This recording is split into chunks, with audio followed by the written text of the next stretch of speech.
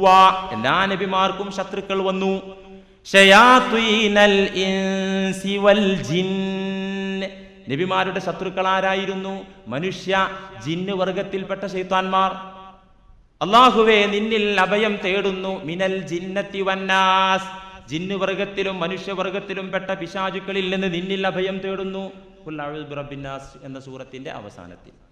അപ്പൊ അതുകൊണ്ട് പ്രിയമുള്ള സഹോദരന്മാരെ, നാം മനസ്സിലാക്കേണ്ടത് എന്താണ്? ജിന്ന് എന്ന സംഗതി ഉണ്ട്. ജിന്ന് ഇല്ല എന്ന് പറഞ്ഞാൽ പണ്ഡിതന്മാരുടെ വീക്ഷണത്തിൽ ഈ ആയത്തും ഹദീസൊക്കെ വിവരിച്ചതിന് ശേഷം പണ്ഡിതന്മാർ പറഞ്ഞു, ഫമൻ അങ്കറൽ ജിന്ന, ഒരാൾ ജിന്ന് ഇല്ല എന്ന് പറഞ്ഞാൽ, ഔ തഅവ്വല ഫീഹിം തഅ്വീലൻ യുഖ്രിജുഹും ബിഹി അൻ ഹാദിഹിൽ ലാഹിരി, ഖുർആനും ഹദീസും പഠിപ്പിച്ച ഈ ബാഹ്യമായ വാക്കുണ്ടല്ലോ ജിന്ന് എന്ന പേര്, അതിൽ വിശ്വസിക്കാതെ വേറെ വ്യാഖ്യാനങ്ങൾ കൊടുത്തു. ഖുർആനും ഹദീസും പറഞ്ഞു തന്ന രീതിയിലല്ലാതെ ജിന്നിന് വ്യാഖ്യാനങ്ങൾ കൊടുത്തു, അല്ലെങ്കിൽ അതിനെ നിഷേധിച്ചു. എന്നാൽ ഫഹുവ കാഫിറുൻ, അവൻ കാഫിറാണ്. കാട്ടുജാതി എന്നൊക്കെ പറഞ്ഞിട്ട് അതിനെ വ്യാഖ്യാനിക്കുന്നവർ കാഫിറുൻ, അവർ കാഫിറുകളാണ്. അവന്റെ രക്തം ഇസ്ലാമിക ഗവൺമെന്റിന് ഹലാലാണ്, അവനെ കൊന്നുകളയാൻ ഇസ്ലാമിക രാജ്യത്തിന് അധികാരമുണ്ടായിരിക്കും. അങ്ങനത്തെ കാഫിറാണ്. വൽ ജിന്നു യതസവ്വറൂന ഫീ സുവരിൽ ഇൻസി വൽ ബഹായിം. ഈ ജിന്ന് എന്ന് പറഞ്ഞാൽ എങ്ങനെയൊക്കെയാണെന്നുള്ളത് പഠിക്കണമല്ലോ. ജിന്ന് യതസവ്വറൂന ഫീ സുവരിൽ ഇൻസി വൽ ബഹായിമി, മനുഷ്യരുടെയും മൃഗങ്ങളുടെയും രൂപത്തിൽ വരും. മനുഷ്യരുടെയും മൃഗങ്ങളുടെയും രൂപത്തിൽ ജിന്ന് വരും. വഫീ സുവരിൽ ഹയ്യാത്തി വൽ അഖാരിബി, പാമ്പിന്റെ രൂപത്തിൽ വരും, തേളിന്റെ രൂപത്തിൽ വരും. വഫീ സുവരിൽ ഇബിലി വൽ ബഖരി വൽ ഗനമി വൽ ഹമീരി വൽ ബിഗാൽ, ഒട്ടകത്തിന്റെ, പശുവിന്റെ, ആടിന്റെ, കോവർ കഴുതയുടെ ഒക്കെ രൂപത്തിൽ ആര് വരും? ജിന്നുകൾ വരും, രൂപാന്തരപ്പെട്ടു വരുന്നതാകുന്നു. വഫീ സുവരി തുയൂർ, പക്ഷികളുടെ രൂപത്തിലും ജിന്നുകൾ വരും. വഫീ സുവരി ബനി ആദം, മനുഷ്യ രൂപത്തിലും വരും. കമാ അത്തശൈത്വാനു ഖുറൈശൻ, ഖുറൈശികളുടെ മുന്നിലേക്ക് ശൈത്വാൻ വന്നതുപോലെ ഫീ സൂറത്തി സുറാഖത്ത് ബിൻ മാലിക്, സുറാഖത്ത് ബിൻ മാലിക് എന്ന മനുഷ്യന്റെ രൂപത്തിൽ ശൈത്വാൻ ഖുറൈശികളുടെ അടുത്തേക്ക് വന്നതുപോലെ. ഇത് ഖുർആൻ പറഞ്ഞ സംഭവമാണ്. ബദറിന്റെ പശ്ചാത്തലത്തില് ഖുറൈശികൾക്ക് എല്ലാം ഓക്കെയാണ്, നല്ലൊരു ഉൾഭയം അവർക്ക്. ഒരു ഉൾഭയം. എങ്ങനെ ഇവന്മാർക്ക് വല്ലാത്ത ധൈര്യമാണല്ലോ, ആയുധം കുറവ്, ആള് കുറവ്, എന്നിട്ടും എന്തൊരു വീര്യത്തോടുകൂടെ, എന്തൊരു ധീരതയോടുകൂടെയാണ് അവർ ബദറിലേക്ക് വരുന്നത്. ഒരു ഉൾഭയം അവർക്കുണ്ടായി. ഈ സമയത്ത് ശൈത്വാൻ സുറാഖത്ത് ബിൻ മാലിക്കിന്റെ രൂപത്തിൽ കയറി വന്നിട്ട് പറഞ്ഞു. എന്താ പറഞ്ഞത്? പേടിക്കണ്ടോ, നിങ്ങൾ ഒരിക്കലും പരാജയപ്പെടൂല, ഞാൻ നിങ്ങളുടെ ഗുണകാംക്ഷിയാണ്, ഞാൻ നിങ്ങളെ ഉപദേശിക്കാൻ വന്ന നിങ്ങളുടെ അടുത്ത നാട്ടുകാരനാണ്. ഈ സുറാഖത്ത് ബിൻ മാലിക് എന്ന് പറഞ്ഞ മനുഷ്യൻ ഇവരുടെ അടുത്ത നാട്ടുകാരനാണ്. അതുകൊണ്ട് നിങ്ങളുടെ അടുത്ത നാട്ടിലുള്ള ഞാൻ നിങ്ങളുടെ ഗുണകാംക്ഷിയാണ്, നിങ്ങൾക്ക് നല്ലതേ പറഞ്ഞു തരുള്ളൂ, നിങ്ങൾക്ക് ഒരിക്കലും പരാജയം വരൂല എന്ന് പറഞ്ഞു. പറയുകയും അങ്ങനെ രണ്ട് സൈന്യവും, പരിശുദ്ധ ഖുർആൻ പറയുന്നുണ്ട്, സൂറത്തുൽ അംഫാലിൽ കാണാം ഈ സംഭവം. ഖുർആനാ പറയുന്നത്,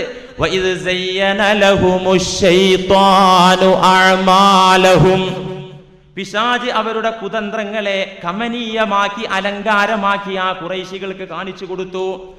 വഖാല ലാ ഗാലിബ ലക്കുമുൽ യൗം, ഇന്ന് നിങ്ങൾ പരാജയപ്പെടില്ല. വഖാല, ശൈത്വാൻ പറഞ്ഞു, ഖുറൈശികളോട് പറഞ്ഞു, ബദർ യുദ്ധത്തിന് പോകാൻ നിൽക്കുന്ന അവരോട് പറഞ്ഞു, ലാ ഗാലിബ ലക്കുമുൽ യൗം, ഇന്ന് നിങ്ങൾ പരാജയപ്പെടൂല കേട്ടോ. ഇന്നി ജാറുൽ ലക്കും, ഞാൻ നിങ്ങളുടെ അയൽക്കാരനാ. എന്നിട്ട് എന്ത് സംഭവിച്ചു? ഖുർആൻ പറയുന്നു, ഫലമ്മാ തറാഅത്തിൽ ഫിഅതാനി നകസ അലാ അഖിബൈ വഖാല ഇന്നി ബരീഉം മിൻകും ഇന്നി അറാ മാ ലാ തറൗൻ.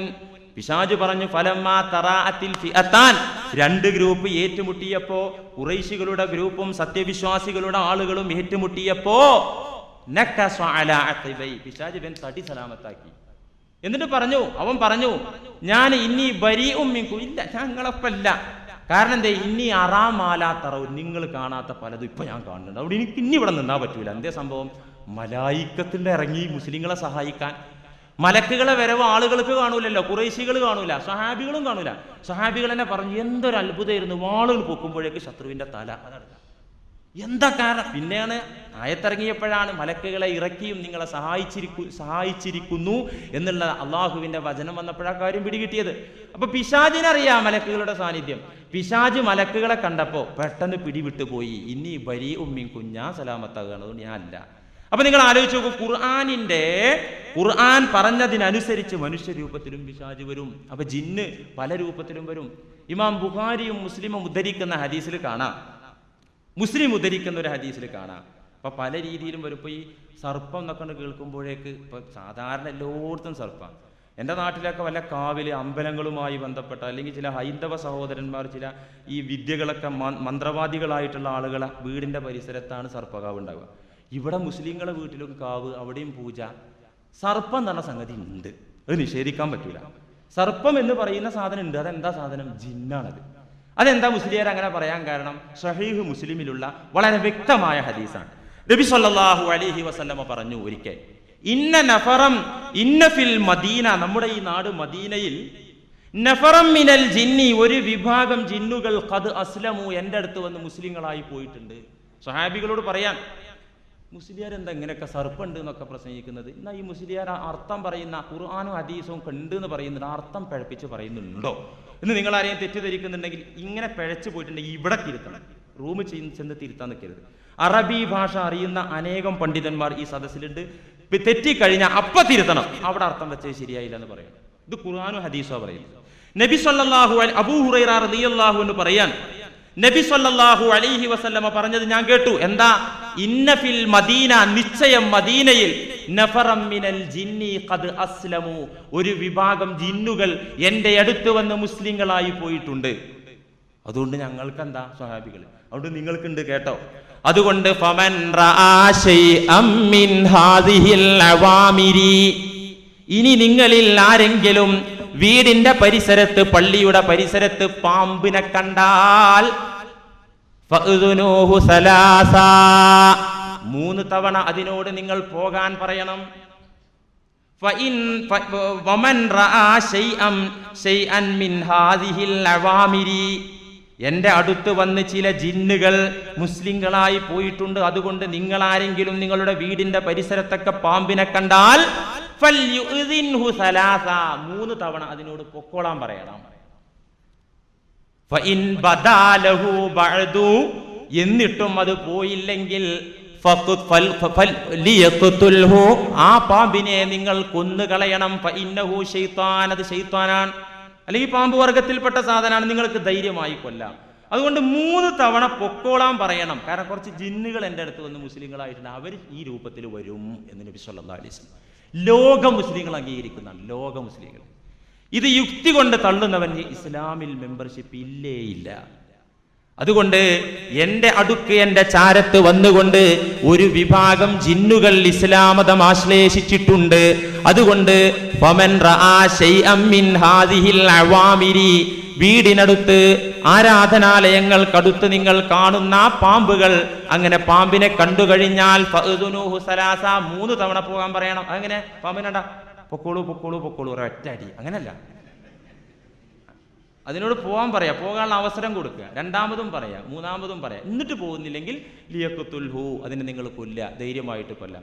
ഇമാം ബുഖാരി ഉദ്ധരിച്ചൊരു ഹദീസിൽ കാണാം, ഇബ്നു ഉമർ റളിയല്ലാഹു അൻഹുമാ തങ്ങൾ പറയുന്നു, സമീഅതു റസൂലുള്ളാഹി സ്വല്ലല്ലാഹു അലൈഹി വസല്ലമ യഖൂലു അലൽ മിമ്പർ, ഒരു ദിവസത്തെ ഖുതുബ മിമ്പറിൽ വെച്ച് നബി തങ്ങൾ പറയുന്നത് ഞാൻ കേട്ടു. ആരാ പറയുന്നത്? ഇബ്നു ഉമർ റളിയല്ലാഹു അൻഹുമാ. എന്താ കേട്ടത്? മുസ്ലിങ്ങളെ, നിങ്ങൾ ഉഖ്തുലുൽ ഹയ്യാത്ത്, നിങ്ങൾ പാമ്പിനെ കൊല്ലണം. ഒരു ദിവസത്തെ ഖുതുബ പാമ്പിനെ കൊല്ലുന്നതിനെ കുറിച്ച്. നിങ്ങൾ പാമ്പുകളെ കൊല്ലണം. കാരണം പാമ്പ് എന്ന് പറയുന്നത് ജനങ്ങൾ താമസിക്കുന്ന ഭാഗത്തേക്ക് അവൻ ഇറങ്ങി വന്നാൽ നിങ്ങൾ അവകളെ കൊല്ലണം. പല വിപത്തുകളും ദുരന്തങ്ങളും പാമ്പ് എന്ന ജീവി ഉണ്ടാക്കും. തേളും അങ്ങനെ, മരുഭൂമിയിലെ തേളിന് പാമ്പിനേക്കാൾ വിഷമുള്ള തേളുകളുണ്ട് അത്രേ. ഏതായിരുന്നാലും നിങ്ങൾ പാമ്പുകളെ കൊല്ലണം എന്നായിരുന്നു അന്നത്തെ ഖുതുബ. ഇത് കേട്ട ഒരു സഹാബിയാണ് അബ്ദുല്ലാഹ് റളിയല്ലാഹു അൻഹു. അദ്ദേഹം കുറച്ച് നാളുകൾക്ക് ശേഷം വീടിന്റെ പരിസരത്തിൽ പാമ്പിനെ കേട്ടപ്പോൾ, റസൂല് പറഞ്ഞതാണല്ലോ, നിക്കടാ അവിടെ ഹംക്കെ, നിന്നെ കൊന്നിട്ട് ആ കൂലി എനിക്ക് വാങ്ങണം എന്നും പറഞ്ഞ് ആ പാമ്പിന്റെ പിറകെ വടിയും കൊണ്ട് പോയപ്പോ ഫനാദാനി അബൂ ലുബാബ, എന്നെ അബൂ ലുബാബ എന്ന സ്വഹാബി എന്നെ വിളിക്കുകയാണ്. ഇതിനെ കൊല്ലാൻ വേണ്ടി ഞാൻ ധൃതിയിൽ പോകുമ്പോ എന്നെ വിളിച്ചു ഒരു സഹാബി, അബൂ ലുബാബ, ലാ തഖ്തുൽ, കൊല്ലല്ലേ, പാമ്പിനെ കൊല്ലല്ലേ എന്ന് പറഞ്ഞിട്ട് എന്നെ വിളിക്കുക. ഞാൻ പറഞ്ഞു, എന്താ സഹോദരൻ, എന്താ കൊന്നാല്? നബി സല്ലല്ലാഹു അലൈഹി വസല്ലമ തങ്ങൾ മിമ്പറിൽ വെച്ച് ഖുതുബക്കിടെ പാമ്പുകളെ കൊല്ലാൻ പറഞ്ഞല്ലോ, അത് സുന്നത്താണല്ലോ, അത് ഞാൻ കേട്ടിട്ടുണ്ടല്ലോ, പിന്നെന്താ ഇയാൾ ഇങ്ങനെ പറയുന്നത്? അപ്പൊ ഈ വിളിച്ച സ്വഹാബി പറഞ്ഞു, ഫഖദ് നഹാ റസൂലുള്ളാഹി സ്വല്ലല്ലാഹു അലൈഹി വസല്ലമ ബഅദു, ശേഷം നബി വിലക്കി, അൻ ദവാത്തിൽ ബുയൂതി വഹിയൽ അവാമിറു, വീടിന്റെ പരിസരത്തും പള്ളികളുടെ പരിസരത്തൊക്കെ ഈ കാണുന്ന പാമ്പുകളെ നിങ്ങൾ ഒറ്റ അഴിക്ക് കൊല്ലരുത് എന്ന് പറഞ്ഞ് വിലക്കിയ സദസ്സിൽ ഞാൻ ഉണ്ടായിരുന്നു. അത് ഇയാൾ കേട്ടിട്ടില്ലല്ലോ, എന്നാ അതും കൂടി മനസ്സിലാക്കണം. അതുകൊണ്ട് പാമ്പിനെ കാണുമ്പോൾ ഇനിയിപ്പോൾ ഈ വഴുത് കേട്ട ആളുകൾ ഇനി പാമ്പിനെ കണ്ട ഒക്കെ അതിനെ ജിന്നാക്കി നിങ്ങൾ അതിനെ പൂജിച്ച് നടക്കണ്ട. എവിടെ പാമ്പുണ്ടാലും അതാ ജിന്ന്. പണ്ടൊരു മുസ്ലിയാർ ഇങ്ങനെ ലൈലത്തുൽ ഖദ്റിന്റെ മഹാത്മ്യമൊക്കെ വഴുത് പറഞ്ഞിട്ട് തനസ്സലുൽ മലായിക, മലക്കുകൾ ഒന്നാകെ ഇറങ്ങി വരും. മലക്കുകൾ എന്ന് പറഞ്ഞാൽ നായയുടെയും പന്നിയുടെയും രൂപമല്ലാത്ത